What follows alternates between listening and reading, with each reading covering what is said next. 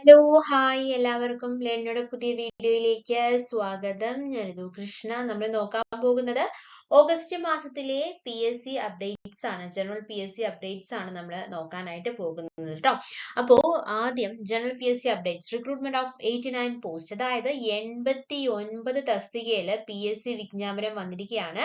Gazette തീയതി 31/7/2025 ആണ്. Gazette date എന്ന് പറയുന്നത് 31/7/2025. അപേക്ഷ സ്വീകരിക്കുന്ന അവസാന തീയതി എന്ന് പറയുന്നത് സെപ്റ്റംബർ 3 രാത്രി 12 മണി വരെയാണ്. Last date for receipt of application September 3 till 12 midnight. അപ്പം 89 തസ്തികയിലെ നിയമനത്തിന് PSC വിജ്ഞാപനം പുറത്തിറക്കിയിട്ടുണ്ട്. അതില് 31 തസ്തികയിലാണ് നേരിട്ടുള്ള നിയമനം. PSC has issued a notification for the recruitment of 89 posts and 39 posts will be directly recruited. ട്ടോ.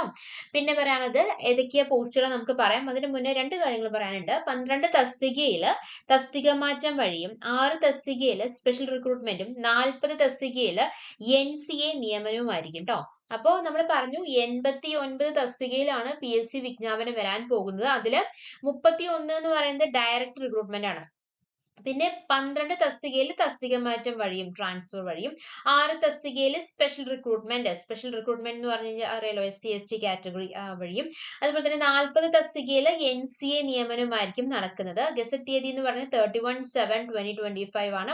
അപേക്ഷ സ്വീകരിക്കുന്ന അവസാന തീയതി എന്ന് പറയുന്നത് സെപ്റ്റംബർ 3 രാത്രി 12 മണി വരെയാണ്. അപ്പൊ നമ്മൾ പറഞ്ഞു 31 തസ്തികകളിലാണ് നേരിട്ടുള്ള നിയമനം എന്ന് പറഞ്ഞു. ആ നേരിട്ടുള്ള നിയമനം നടക്കുന്നത് ഏതൊക്കെയാ ചോദിച്ചു കഴിഞ്ഞാൽ ആരോഗ്യ വകുപ്പില് assistant surgeon, casualty medical officer, excise വകുപ്പില് എക്സൈസ് ഇൻസ്പെക്ടർ ട്രെയിനി, പൊതുമരാമത്ത് വകുപ്പില് അസിസ്റ്റന്റ് എഞ്ചിനീയർ സിവിൽ, അതുപോലെ തന്നെ വനം വന്യജീവി വകുപ്പിലെ beat forest officer, fire and rescue officer, വനിതാ fire and rescue officer, insurance medical service assistant തുടങ്ങി ഒരുപാട് വേക്കൻസീസ് ആണ് റിപ്പോർട്ട് ചെയ്തിട്ടുള്ളത്. ഡയറക്റ്റ് നിയമനം നടക്കുന്നത്. അതുപോലെ തന്നെ ടീച്ചിങ് ഫീൽഡിലുണ്ട്.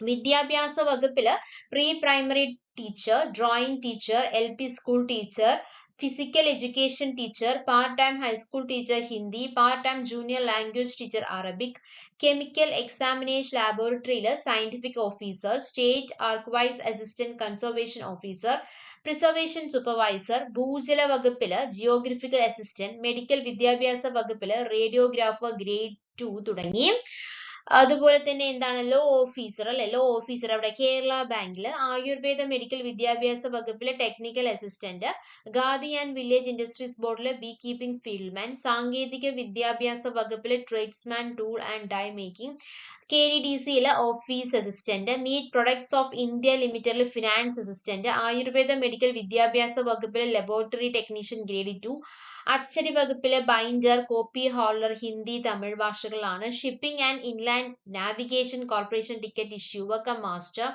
കേരള സെറാമിക്സ് ലിമിറ്റഡിൽ ഗാർഡ് തുടങ്ങി 31 തസ്തികകളിലാണ് നേരിട്ടുള്ള നിയമനം നടക്കാനായിട്ട് പോകുന്നത്.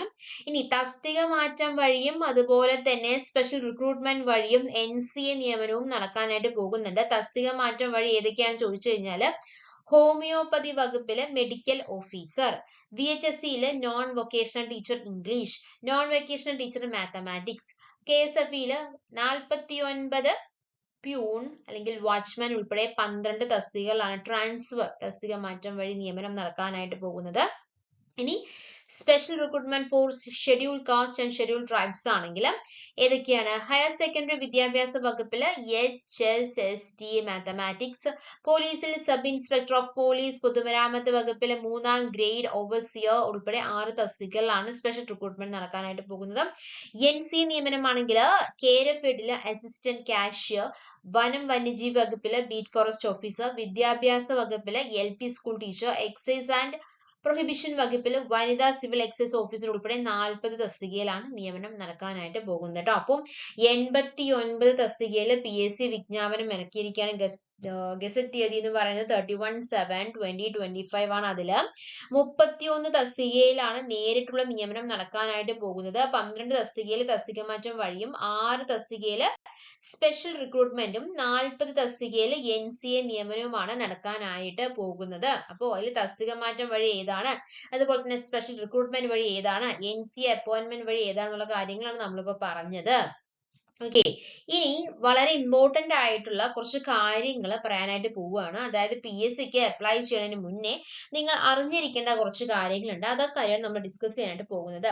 ആദ്യം, apply only after completing A one time registration on the PSC website www.keralapsc.gov.in.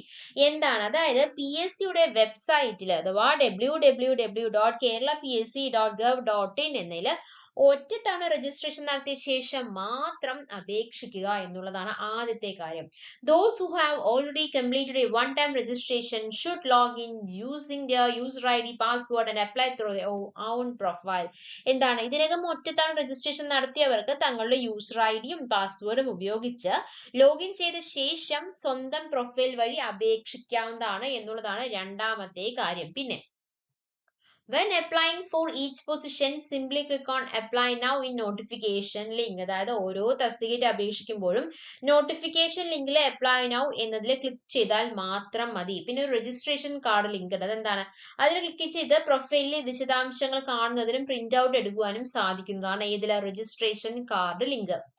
അപ്പോൾ എന്താണ്, PSCയുടെ വെബ്സൈറ്റിൽ www.keralapsc.gov.in ഒറ്റത്തവണ രജിസ്ട്രേഷൻ നടത്തിയ ശേഷം മാത്രം അപേക്ഷിക്കുക. ഇതിനകം ഒറ്റത്തവണ രജിസ്ട്രേഷൻ നടത്തിയവർ തങ്ങളുടെ യൂസർ ഐഡിയും പാസ്വേഡും ഉപയോഗിച്ച് ലോഗിൻ ചെയ്ത ശേഷം സ്വന്തം പ്രൊഫൈൽ വഴി അപേക്ഷിക്കുക. ഓരോ തസ്തികയ്ക്ക് അപേക്ഷിക്കുമ്പോഴും നോട്ടിഫിക്കേഷൻ ലിങ്കിൽ അപ്ലൈ നൗ എന്നതിൽ ക്ലിക്ക് ചെയ്താൽ മാത്രം മതിയാകും. രജിസ്ട്രേഷൻ കാർഡ് ലിങ്കിൽ ക്ലിക്ക് ചെയ്ത് പ്രൊഫൈലിലെ വിശദാംശങ്ങൾ കാണുന്നതിനും പ്രിന്റ് ഔട്ട് എടുക്കുവാനും സാധിക്കുന്നതാണ്. So that is registration card link. Okay, ഇനി ഫോട്ടോ അപ്ലോഡ് ചെയ്യുന്നതിനെ കുറിച്ച് പറയാനാണെങ്കിൽ, അപ്ലോഡ് ചെയ്യുന്ന ഫോട്ടോ എന്താണ്, the uploaded photo should be taken after 31/12/2013. അതായത് അപ്ലോഡ് ചെയ്യുന്ന ഫോട്ടോ 31/12/2013 ശേഷം എടുത്തതായിരിക്കണം എന്നുള്ള കാര്യം ശ്രദ്ധിക്കുക. ഫോട്ടോയുടെ താഴെ ഉദ്യോഗാർത്ഥിയുടെ പേരും ഫോട്ടോ എടുത്ത തീയതിയും വ്യക്തമായി രേഖപ്പെടുത്തിയിരിക്കണം. ഒരിക്കൽ അപ്ലോഡ് ചെയ്ത ഫോട്ടോയ്ക്ക് 10 വർഷം പ്രാബല്യം ഉണ്ടായിരിക്കണം എന്നുള്ള കാര്യം ശ്രദ്ധിക്കുക. 1/1/2022 ശേഷം പുതുതായി പ്രൊഫൈൽ ഉണ്ടാക്കിയവർ 6 മാസത്തിനകം എടുത്ത ഫോട്ടോ വേണം അപ്ലോഡ് ചെയ്യാനായിട്ട്. എന്താണ് പറയുന്നത്, the name of the candidates and the name of taking the photo should be clearly written below the photo. അല്ലെ, നമ്മൾ പറഞ്ഞു once uploaded the photo will be valid for 10 years. അതാണ് പറഞ്ഞത്. അതായത് അപ്ലോഡ് ചെയ്യുന്ന ഫോട്ടോ 31/12/2013 ശേഷം എടുത്തതായിരിക്കണം. ഫോട്ടോയുടെ താഴെ ഉദ്യോഗാർത്ഥിയുടെ പേരും ഫോട്ടോ എടുത്ത തീയതിയും വ്യക്തമായിട്ട് രേഖപ്പെടുത്തിയിരിക്കണം. ഒരിക്കൽ അപ്ലോഡ് ചെയ്ത ഫോട്ടോയ്ക്ക് 10 വർഷം പ്രാബല്യം ഉണ്ടായിരിക്കും എന്നുള്ള കാര്യമാണ് ശ്രദ്ധിക്കേണ്ടത്. പിന്നെന്താണ് പറഞ്ഞത്, those who have created a new profile after 1/1/2022 should upload a photo taken within 6 months. എന്താണ് പറയുന്നത്, 1/1/2022 ശേഷം പുതുതായിട്ട് പ്രൊഫൈൽ ഉണ്ടാക്കിയവര് 6 മാസത്തിനകം എടുത്ത ഫോട്ടോ വേണം അപ്ലോഡ് ചെയ്യാനായിട്ട്. ഓക്കെ, അപ്പൊ അതാണ് ഫോട്ടോന്റെ കേസ് നമുക്ക് പറയാനുള്ളത്. അപ്പോൾ അപ്ലോഡ് ചെയ്യുന്ന ഫോട്ടോ 31/12/2013 ശേഷം എടുത്തതായിരിക്കണം. അപ്പൊ പറയാം എന്തൊക്കെ കാര്യങ്ങൾ നമ്മളിപ്പോ പറഞ്ഞത്. PSCയുടെ വെബ്സൈറ്റിൽ www.keralapsc.gov.in എന്നുള്ളതാണല്ലോ PSCയുടെ വെബ്സൈറ്റ്. അപ്പൊ അതിൽ ഒറ്റത്തവണ രജിസ്ട്രേഷൻ നടത്തിയതിനു ശേഷം മാത്രം അപേക്ഷിക്കുക. ഇതിനകം ഒറ്റത്തവണ രജിസ്ട്രേഷൻ നടത്തിയവർക്ക് തങ്ങളുടെ യൂസർ ഐഡിയും പാസ്വേഡും ഉപയോഗിച്ച് ലോഗിൻ ചെയ്ത ശേഷം സ്വന്തം പ്രൊഫൈലിൽ അപേക്ഷിക്കാവുന്നതാണ്. ഓരോ തസ്തികയ്ക്ക് അപേക്ഷിക്കുമ്പോഴും നോട്ടിഫിക്കേഷൻ ലിങ്കിൽ അപ്ലൈ നൗ എന്നതിൽ ക്ലിക്ക് ചെയ്താൽ മാത്രം മതിയാകും. രജിസ്ട്രേഷൻ കാർഡ് ലിങ്കിൽ ക്ലിക്ക് ചെയ്തിട്ട് പ്രൊഫൈലിലെ വിശദാംശങ്ങൾ കാണുന്നതിനും പ്രിന്റ് ഔട്ട് എടുക്കാനും സാധിക്കുന്നതാണ്. ഫോട്ടോന്റെ കാര്യം എന്താണ് പറഞ്ഞത്, അപ്ലോഡ് ചെയ്യുന്ന ഫോട്ടോ 31/12/2013 ശേഷം, ഒന്നുകൂടി പറയാം, 31/12/2013 ശേഷം എടുത്തതായിരിക്കണം. ഫോട്ടോയുടെ താഴെ ഉദ്യോഗാർത്ഥിയുടെ പേരും ഫോട്ടോ എടുത്ത തീയതിയും വ്യക്തമായിട്ട് രേഖപ്പെടുത്തിയിരിക്കണം. ഒരിക്കൽ അപ്ലോഡ് ചെയ്ത ഫോട്ടോയ്ക്ക് 10 വർഷം പ്രാബല്യം ഉണ്ടായിരിക്കും. 1/1/2022 ശേഷം പുതുതായിട്ട് പ്രൊഫൈൽ ഉണ്ടാക്കിയവര് 6 മാസത്തിനകം എടുത്ത ഫോട്ടോ വേണം അപ്ലോഡ് ചെയ്യാനായിട്ട് കേട്ടോ.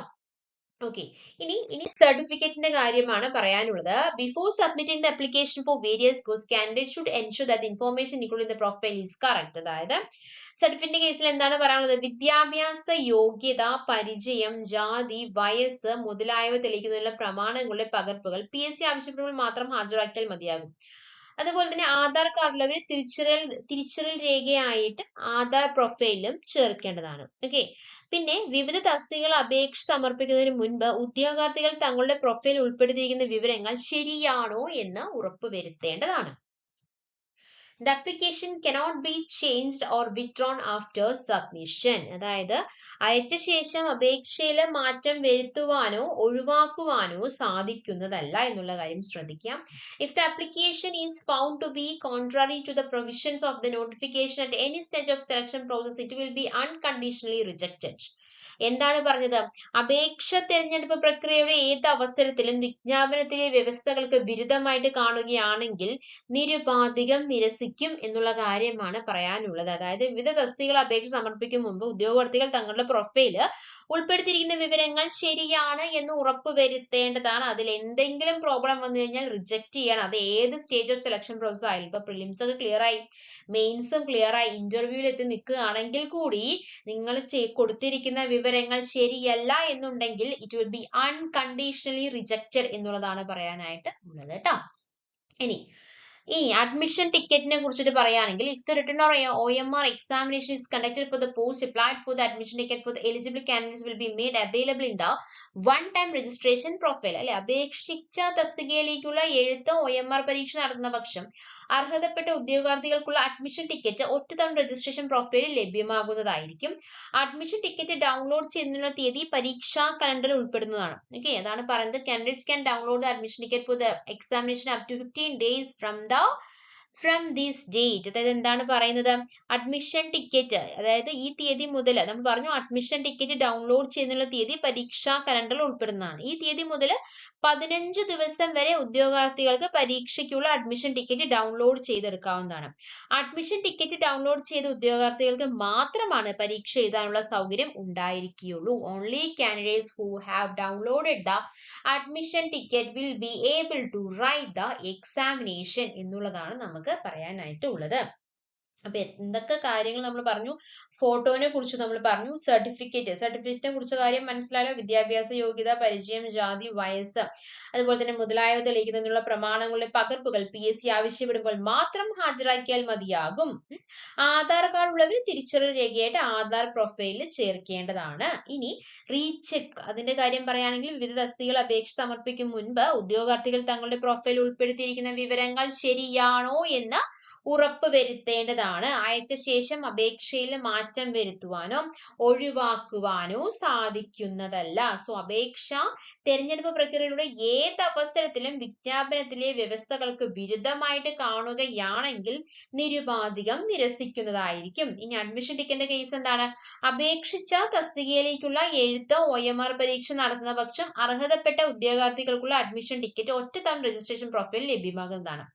അഡ്മിഷൻ ടിക്കറ്റ് ഡൗൺലോഡ് ചെയ്യുന്നതിനുള്ള തീയതി പരീക്ഷാ കലണ്ടറിൽ ഉൾപ്പെടുന്നതാണ്. ഈ തീയതി മുതൽ 15 ദിവസം വരെ ഉദ്യോഗാർത്ഥികൾക്ക് പരീക്ഷയ്ക്കുള്ള അഡ്മിഷൻ ടിക്കറ്റ് ഡൗൺലോഡ് ചെയ്തെടുക്കാവുന്നതാണ്. അഡ്മിഷൻ ടിക്കറ്റ് ഡൗൺലോഡ് ചെയ്ത ഉദ്യോഗാർത്ഥികൾക്ക് മാത്രമാണ് പരീക്ഷ എഴുതുന്നതിനുള്ള സൗകര്യം ഉണ്ടായിരിക്കുന്നുള്ളൂ എന്നുള്ള കാര്യവും കൂടി ശ്രദ്ധിക്കാം. അപ്പം നമ്മൾ പറഞ്ഞത് PSCയുടെ ജനറൽ PSC അപ്ഡേറ്റ്സ് ആണ് നമ്മൾ പറഞ്ഞത്. 89 തസ്തികയിലാണ് PSC വിജ്ഞാപനം വന്നിട്ടുള്ളത്. അതിൽ അപേക്ഷ സ്വീകരിക്കുന്ന അവസാന തീയതി എന്ന് പറയുന്നത് സെപ്റ്റംബർ 3 രാത്രി 12 മണി വരെയാണ് അല്ലെ. 89 തസ്തികയില് 89 തസ്തികയിൽ നിയമനത്തിന് PSC വിജ്ഞാപനം പുറത്തിറക്കിയിരിക്കുകയാണ്. 31 തസ്തികകളിലാണ് നേരിട്ടുള്ള നിയമനം നടക്കുന്നത്. 12 തസ്തികയിലെ തസ്തിക മാറ്റം വഴിയും 6 തസ്തികയിലെ സ്പെഷ്യൽ റിക്രൂട്ട്മെന്റും 40 തസ്തികയിൽ എന്താണ് NCA നിയമനവുമാണ് എന്നുള്ളതാണ് അറിയാനായിട്ട് കഴിഞ്ഞിട്ടുള്ളത്. ലാസ്റ്റ് ഡേറ്റ് എന്ന് പറയുന്നത് എപ്പോഴാണ്?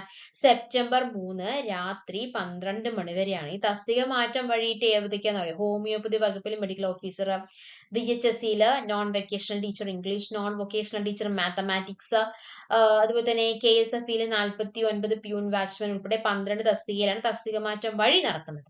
ഇനി പട്ടികജാതി പട്ടികവർഗക്കാർക്കുള്ള സ്പെഷ്യൽ റിക്രൂട്ട്മെന്റിൽ ഹയർ സെക്കൻഡറി വിദ്യാഭ്യാസ വകുപ്പിൽ HSST മാത്തമാറ്റിക്സ്, പോലീസിൽ സബ് ഇൻസ്പെക്ടർ ഓഫ് പോലീസ്, പൊതുമരാമത്ത് വകുപ്പിൽ 3ാം ഗ്രേഡ് ഓഫീസർ ഉൾപ്പെടെ 6 തസ്തികയിലാണ് സ്പെഷ്യൽ റിക്രൂട്ട്മെന്റ് വഴി നിയമനം നടക്കുന്നത്.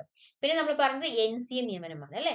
NCA നിയമനം KRFEDല് അസിസ്റ്റന്റ് അല്ലെങ്കിൽ കാഷ്യർ, വനം വന്യജീവി വകുപ്പിൽ ബീറ്റ് ഫോറസ്റ്റ് ഓഫീസർ, വിദ്യാഭ്യാസ വകുപ്പിൽ LP school teacher, excise and prohibition വകുപ്പിൽ വനിതാ സിവിൽ എക്സൈസ് ഓഫീസർ ഉൾപ്പെടെ 40 തസ്തികയിലാണ് NCA നിയമനം നടക്കുന്നത്. ഓക്കെ, അപ്പോ വളരെ വ്യക്തമായിട്ട് കാര്യങ്ങൾ നിങ്ങൾക്ക് മനസ്സിലായെങ്കിൽ അല്ലെങ്കിൽ ഉപകാരപ്പെട്ടു എന്ന് പ്രതീക്ഷിക്കുന്നു. അങ്ങനെ ഉപകാരപ്പെട്ടിട്ടുണ്ടെങ്കിൽ നമ്മുടെ ചാനൽ സബ്സ്ക്രൈബ് ചെയ്യാം, സപ്പോർട്ട് ചെയ്യുക. ഇതുപോലത്തെ വീഡിയോസ് നമ്മൾ ഡെയിലി അപ്ലോഡ് ചെയ്യുന്നതായിരിക്കും.